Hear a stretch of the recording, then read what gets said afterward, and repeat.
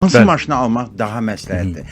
Deməli belədir. Bəzi adamların hətta imkanı olanda fikirləşir ki, mən o qədər maşına pul verəcəm, qoy işlənmişini alım, deməli pulum az çıxsın. Amma mən sizə deyim ki, reallıq var da, 5 manada olan maşınla 1 manada olan maşın bir ola bilməz. Ən gözəl şey odur ki, əgər sizin imkanınız varsa, Allah sizə ruzu yetiribsə, bacarırsa ən təzə maşını alın. Yəni salondan maşın alın. Bundan gözəl, o salafanın iyi var, nətər maşının iyi. O hissləri heç nə sizə əvəz etməyəcək. Bundan başqa, təzə maşın ona görə bahadır ki, o uzun illər sizə xidmət edəcək. İkinci variantı götürək.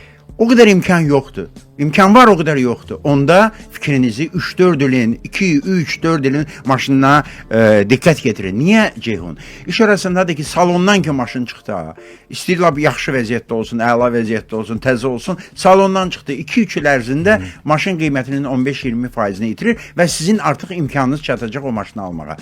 Üçüncü variant, pul lap azdır. Nə etməli? 8-9-10 ilin elə maşınları var, adlarını çəkməyəcəm, modellərin də adını çəkməyəcəm, çünki bu reklam olar. Amma elə maşınlar var ki, onlar 10 ildən sonra da əgər onlara yaxşı baxıblarsa, deyir, mən dəyərəm 1000 cavana, eləcə də elə maşınlar var.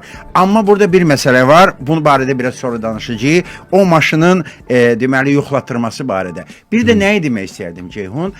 20 ilin maşınını almayın. Bax 20 ilin, 25 ilin maşınını almayın. Niyə? İnsan da qocalır Ceyhun, insan da yorulur. Maşının metalının yorulması var.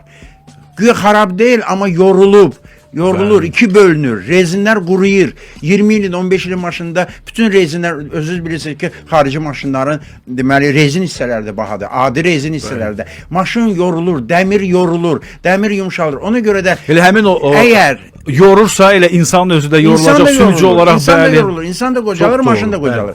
Və əgər imkan çatmırsa 3-4 ilin maşınını almağa, 10 ilin maşınını almağa, almayın 20 ilin maşınını.